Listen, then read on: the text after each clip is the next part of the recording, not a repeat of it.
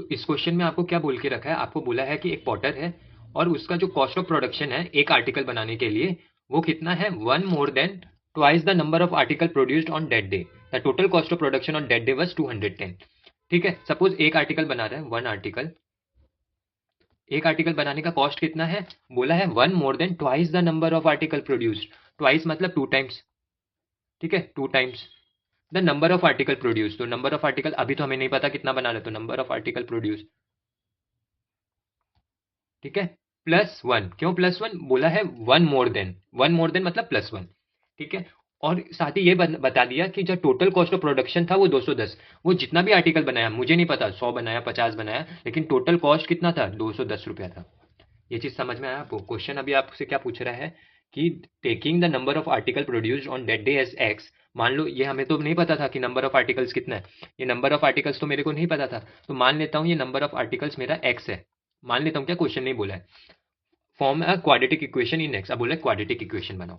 अब हमें बनाना है क्वाड्रेटिक इक्वेशन, तो पहले गिवन लिख लेते हैं। तो गिवन क्या क्या है हमें, तो number of articles x, question अभी खुद बोला, एक आर्टिकल बनाने का कितना, 2x प्लस वन।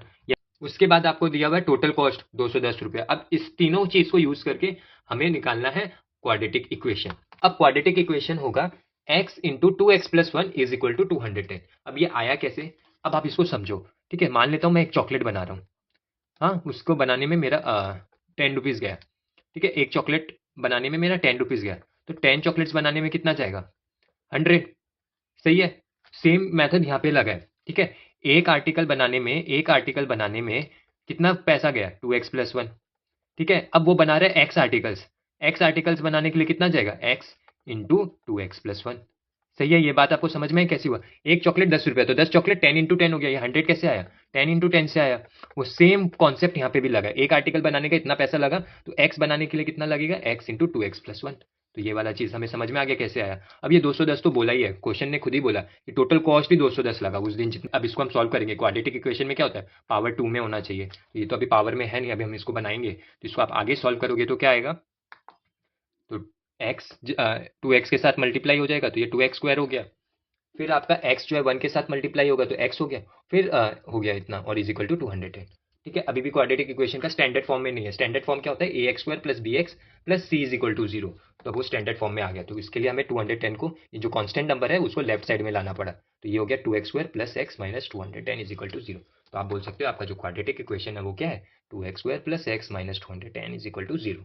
अब नेक्स्ट बोल रहा है क्वेश्चन, ठीक है ये सब आपने बताया, अच्छा लगा मैं। अब आप आगे ये बताओ कि नंबर ऑफ आर्टिकल प्रोड्यूस्ड इतना था और एक आइटम का कितना लगा। तो अब पूछ रहा है वो जो एक्स हमें बोल रहा था ना कि number of articles was x, तो बताओ वो एक्स का नंबर क्या है। ठीक है, पहले तो हमसे ये पूछ लिया, फिर बोला ठीक है कॉस्ट ऑफ ईच आर्टिकल आप बता रहे थे ना 2x प्लस वन, अभी वैसा नहीं चलेगा, आप बताओ कि रुपया में कितना है, 10 रुपया 20 रुपया 50 रुपया 100 रुपया कितना है वो बताओ। तो ठीक है, हम भी बोला हम भी एक्सपर्ट, हम बता देंगे। तो अब हम कैसे बताएंगे, तो हमें तो ये गिवन है, x number of articles, cost ये, और क्वाड्रेटिक इक्वेशन अभी अभी निकाला, तो ये तीन चीज हमें गिवन है। अब इस तीन चीज से क्या हम निकाल पाएंगे, हाँ आराम से निकाल पाएंगे। हमें तो एक्स का वैल्यू चाहिए ना, अगर एक्स का वैल्यू आ गया तो मैं नंबर ऑफ आर्टिकल्स का वैल्यू पता चल गया, और फिर एक्स का वैल्यू आ गया तो मुझे कॉस्ट ऑफ आर्टिकल भी पता चल जाएगा। एक्स का वैल्यू यहाँ पुट करूंगा, जो भी आंसर आएगा वो हो गया। तो वो पता कैसे चलेगा, वो पता चलेगा जब हम इस क्वाड्रेटिक इक्वेशन को सॉल्व कर लेंगे। कैसे पता चलेगा, जब क्वाड्रेटिक इक्वेशन को सॉल्व करेंगे। तो क्वाड्रेटिक इक्वेशन को सॉल्व कैसे कर सकते हो, एक तो आप सबसे बेस्ट रहेगा मिडिल टर्म ब्रेकिंग कर लो, दूसरा तरीका क्या रहेगा, दूसरा तरीका रहेगा क्वाड्रेटिक इक्वेशन का ही फॉर्मूला लगा के सॉल्व कर लो। ये वाला आपका एक्स वाला जो फॉर्मूला रहता है, x is equal to minus b plus minus root over b square minus 4ac by 2a। ये वाला फॉर्मूला अगर आपको याद है, अगर इजी लगता है तो ये आप कर लो, ये मेरे हिसाब से इजी होता है ये वाला चीज फॉर्मूला। ठीक है, बहुत जन को मिडिल टर्म इजी लगता है, जिसको जैसा लगता है आप वैसे कर सकते हो। अभी मैं आपको मिडिल टर्म से बताता हूँ। अब हम करेंगे मिडिल टर्म स्प्लिट। तो मिडिल टर्म स्प्लिट में क्या करेंगे, पहले ये 2x और 210 इन दोनों को मल्टीप्लाई कर लेंगे तो बनेगा 420। ठीक है, और इसका फैक्टर्स निकालेंगे। ठीक है, तो हम पहले सबसे पहले बड़ा नंबर से स्टार्ट करते हैं, मान लेते हैं 10 से। प्राइम फैक्टराइजेशन करना है तो हम 7 से स्टार्ट करते हैं, क्यों, क्योंकि 7 60 से 420 होता है। फिर हम इसको 5 से करेंगे तो 5 12 आ जाएगा यहाँ पे। फिर हम इसको ये 3 से कर लेंगे तो 3 4 12 आ जाएगा।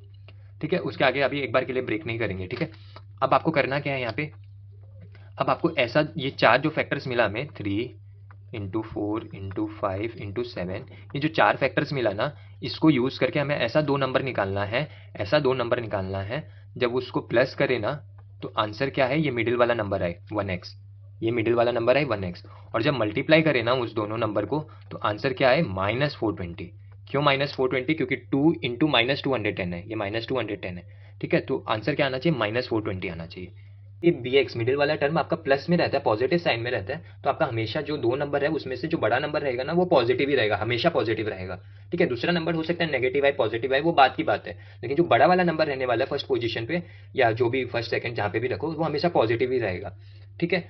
और क्योंकि यहाँ पे सी नेगेटिव है, आप देखो सी वाला टर्म कांस्टेंट टर्म नेगेटिव में है, तब आपको क्या करना है, जब आपको सेकंड टर्म है ना वो हमेशा माइनस में होगा, जो यहाँ पे सेकंड टर्म आएगा ना वो आपका माइनस में ही होगा, ठीक है, प्लस नहीं हो सकता। अगर ये भी प्लस है और ये भी प्लस है तब आपका प्लस में आएगा, लेकिन ये माइनस में है तो ये वाला टर्म भी क्या है आपका माइनस में ही आएगा, ठीक है।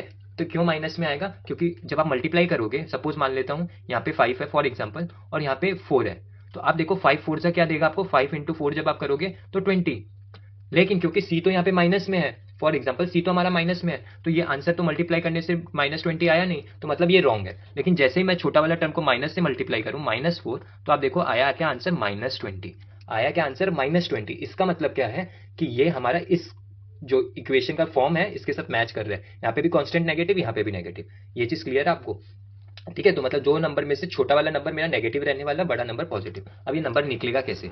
तो आप देखो पहले आप ग्रुप पेयर बना के देख लो, जैसे 3 इंटू 4 तो 12 होता है, 5 7 35, तो ये तो बहुत बड़ा है, नहीं आएगा, तो आपको थोड़ा नियरेस्ट में बनाना पड़ेगा। तो अगर आप देखो 4 इंटू 5 बनाओगे तो 20 आ जाएगा, और 7 इंटू 3 बनाओगे तो 21 आ जाएगा, और आप जब इन दोनों को मल्टीप्लाई करो तो 420 आता है, और जब दोनों को माइनस करो 21 से 20 को माइनस करो तो 1 आता है, मतलब ये कंडीशन बैठ रहा है, मतलब दो नंबर हमें जो मिला है वो 20 और 21 है। तो ये हो जाएगा 2x² plus 21x minus 20x minus 210 is equal to 0। अब आपको क्या करना है, कॉमन लेना है। तो आप जब यहाँ पे कॉमन लोगे तो क्या होगा, यहाँ पे 2 और 21 दोनों ही एक दूसरे के टेबल में नहीं आते या कोई कॉमन टेबल में नहीं आते 1 के अलावा, तो क्या हो जाएगा, x यहाँ से कॉमन आ जाएगा, ठीक है। और यहाँ पे 20 और 210 तो दोनों ही आपका 10 का टेबल में आ जाएगा, 10 2 जा और 21 जा, तो यहाँ पे भी सेम चीज कॉमन आएगा। तो आप देखो 2x प्लस 21 2x प्लस 21, समझ में आया? आपको कॉमन निकालना है और आपका ये वाला जो टर्म रहेगा वो सेम ही रहेगा दोनों साइड पे, क्लियर है? अब आप इसको सॉल्व करोगे तो ये बन गया 2x प्लस 21 एक फैक्टर और x माइनस 10 एक फैक्टर, ठीक है। अब इसमें से x का वैल्यू होगा कौन, तो सबसे पहले हम क्या करेंगे, ये जो 2x प्लस 21 है ना इसको लेंगे जीरो के साथ, सॉल्व करके देखेंगे, तो ये हो जाएगा 2x plus 21 is equal to 0, और एक दूसरा मेरा कौन सा होगा, x minus 10 is equal to 0। तो सॉल्व करोगे तो आपको यहाँ पे क्या मिलेगा, 2x is equal to -21, opposite side में चला गया, और क्योंकि ये 2x है ऑपोजिट साइड में जाएगा तो क्या हो जाएगा, डिवाइड में आ जाएगा, तो -21x। और यहाँ पे अगर हम सॉल्व करें तो ये हो जाएगा x इज इक्वल टू 10, बस, और तो सॉल्व होगा नहीं। तो अब आपको दो वैल्यूज मिला, अब डिसाइड करना है लेना कौन सा है, 10 या 21/2। तो सीधी सी बात है, हम नेगेटिव नहीं ले सकते, क्यों नेगेटिव नहीं ले सकते, क्योंकि भाई उसका घाटा तो हुआ नहीं है, तो हम 21/2 क्यों नहीं ले सकते, क्योंकि ये क्या है, नेगेटिव वैल्यू है और नेगेटिव तो होगा नहीं, ठीक है। जो भी पैसा रहेगा पॉजिटिव में रहेगा, नहीं तो ये तो वो वाली बात हो गई। अरे 35 लाख का तो हमारा इन्वेस्टमेंट है, तो 36 लाख का घाटा कैसे हो गया? ठीक है, तो इसलिए ये वाला सेकंड ऑप्शन तो इनवैलिड है और फर्स्ट ऑप्शन हमारा वैलिड बन जाता है, तो मैं इसको लिख सकता हूँ ये वैलिड है क्योंकि पॉजिटिव में, ये नेगेटिव में, इसलिए हमने इसको इनवैलिड करके हटा दिया। अब क्या करना है, तो कॉस्ट ऑफ, तो एक्स का वैल्यू क्या हो गया, 10 हो गया हमारे पास, एक्स का वैल्यू 10 है, तो कॉस्ट पर आर्टिकल कितना हो गया, 2x प्लस 10, मतलब 10 पुट कर देंगे, नीचे भी 10 पुट कर देंगे, तो आंसर आ जाएगा 21 हो गया एक आर्टिकल बनाने का कॉस्ट, और जो आर्टिकल प्रोड्यूस कितना किया उस दिन उसने सिर्फ 10 ही बनाया। समझ में आया आपको? तो मतलब एक आर्टिकल बनाने के लिए कितना पैसा खर्चा किया, 21, तो 10 आर्टिकल बनाने के लिए कितना खर्चा हुआ, 210, और यही तो क्वेश्चन में दिया हुआ था।